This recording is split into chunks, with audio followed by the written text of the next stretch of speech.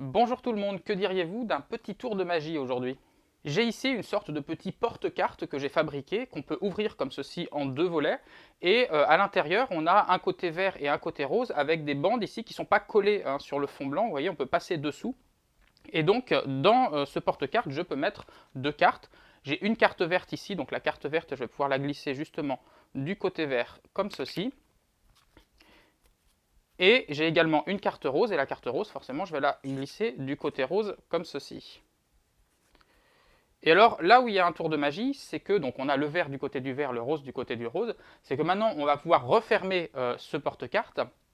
Et le truc, c'est que maintenant, il faut faire le geste magique, il faut faire quelque chose, il faut souffler dessus, vous faites comme vous voulez. Et le truc, c'est que quand on rouvre le porte-carte, eh bien, le vert est passé du côté du rose, et le rose est passé du côté du vert. Alors vous avez compris, je suis certain que les plus attentifs d'entre vous auront capté ce que j'ai fait, auront compris la petite manipulation pour échanger les deux cartes. Pour les autres, n'hésitez pas à mettre la vidéo sur pause ou à revenir en arrière quelques instants si vous voulez prendre le temps d'y réfléchir avant que je donne la solution. Alors c'est parti, je vous explique comment ça marche, et puis ce qui est bien, c'est qu'une fois que vous aurez compris comment ça marche, eh bien, vous pourrez refabriquer chez vous ce genre de petit objet pour faire le tour à vos amis. Alors en fait, ce qui s'est passé, c'est que ce ne sont pas les cartes vertes et roses qui ont changé de place, ce sont les bandes vertes et roses selon la façon dont on ouvre le porte-carte. Si j'enlève ici la carte verte et la carte rose, eh bien, on peut le prendre comme ceci. Vous voyez que si je le prends comme ceci, là, j'ai le vert qui est en haut et le rose qui est en bas. Et en fait, le porte-carte, si on le referme de ce côté-là, il peut se rouvrir de l'autre côté comme ceci. Et là, cette fois, c'est le rose qui est en haut et le vert qui est en bas. Donc, vous voyez, on peut l'ouvrir d'un côté ou de l'autre comme ceci. Mais forcément, dès qu'on l'ouvre d'un côté, eh bien, il est bloqué de l'autre côté. Il ne peut pas s'ouvrir des deux côtés à la fois. Et pour que ce truc-là fonctionne, il faut comprendre deux choses pour la fabrication. La première chose, c'est que les bandes vertes et roses ne sont pas l'une en face de l'autre. C'est-à-dire que vous voyez que la bande rose, là, ici, va tomber dans le creux entre les deux bandes vertes, et ici, idem. Donc de cette façon, elles vont pouvoir se croiser à l'intérieur du porte-carte quand on le referme. Et la deuxième chose, c'est que les bandes sont attachées de manière très particulière aux cartes. Ici, de ce côté-là, les trois bandes vertes sont attachées à cette carte blanche qui est de ce côté.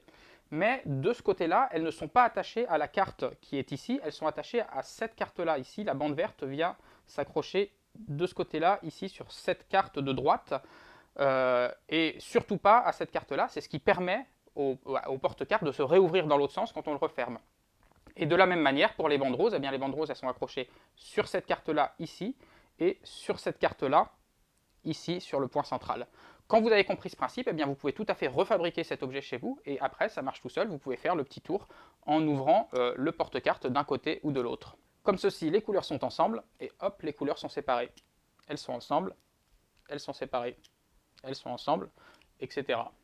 Et ce qui est intéressant également, c'est que ce principe de base-là peut se décliner en plusieurs types de variantes qui permettent de fabriquer d'autres types d'objets qui sont très amusants également, comme c'est le cas de cet objet-là qu'on appelle généralement une échelle de Jacob. Le principe de l'échelle de Jacob, c'est juste plusieurs cartes comme celle-ci qui sont enfilées les unes derrière les autres. Vous voyez que ici, le jaune va pouvoir se croiser avec le vert et le rouge, et puis ce jaune-là va pouvoir à nouveau se croiser avec ce vert et ce rouge, et donc on en a toute une ribambelle ici qui sont les uns derrière les autres. Là, par exemple, on voit que si celui-ci, on le referme comme ça, eh bien on peut très bien le rouvrir par le haut. Hop, on le rouvre comme ça, ou comme ça. Et alors, ce qui est amusant avec cet objet, c'est que du coup, si on le tient verticalement comme ceci, eh bien, si on en fait tomber un, eh bien, tous les autres suivent en chaîne. Et donc, on a l'impression de cette manière qu'on a une planche qui tombe éternellement en faisant basculer d'un côté et de l'autre.